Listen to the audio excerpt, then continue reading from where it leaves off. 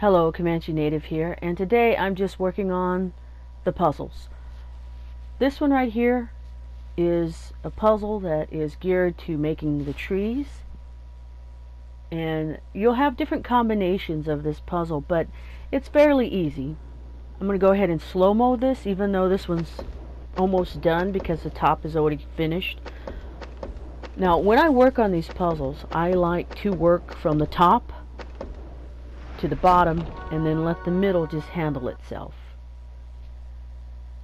This one right here, I have two on the bottom that need to go to the top and one on the top that needs to go down to the bottom, and I just maneuver it to where I get the top first and then the bottom last. I find that a little bit easier for me when I'm doing these puzzles. When you do these puzzles in the game over and over again, you'll develop your own technique and your own style of finishing them. For me, getting the top one finished works best for me.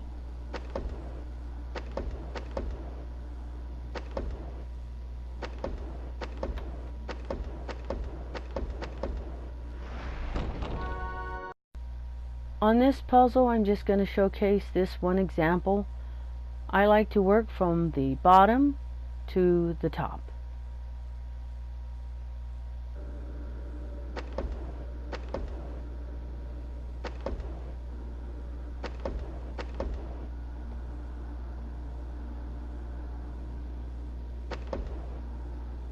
The puzzles can seem intimidating only because of the clock, but once you get used to doing the puzzles over and over again, you won't even notice the clock.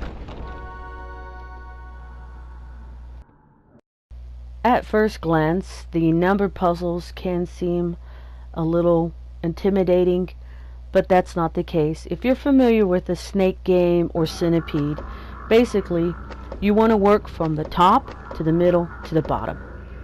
You want to snake the numbers you want to follow you to the top, right behind one another. For an example, I'm going to scoot the 4 over, scoot the 8 over, push the 6 up, then I'm going to put the 5 in its position, and then I'm going to scoot the 7 over, bring the 6 down, bring the 5 over, then push the 4 up to where I want it to go, and then put it back in place, and it's done.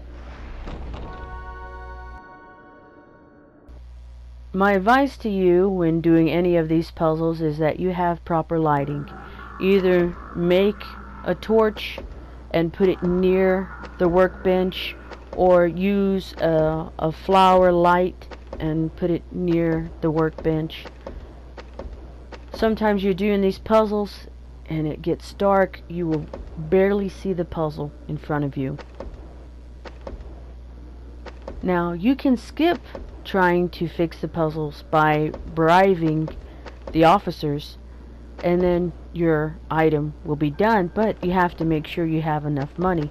Sometimes they will ask for $45, some of them will ask for $35. It gets expensive. I do know when you do these puzzles and you fail, that the resources disappear. Again, I'm going to work from the top to the middle and the bottom.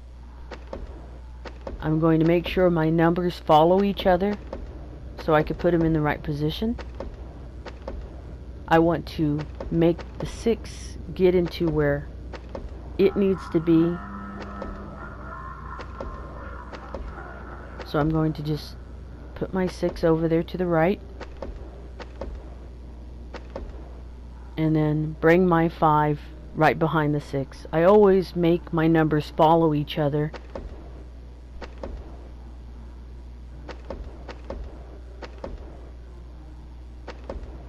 And once it's in its position, I just move the 7 over, bring the 6 down, move the 5 over, put the 4 in its position, and then there you go. I hope this video helps. Thank you for watching. Enjoy making things in Tomorrow's Children.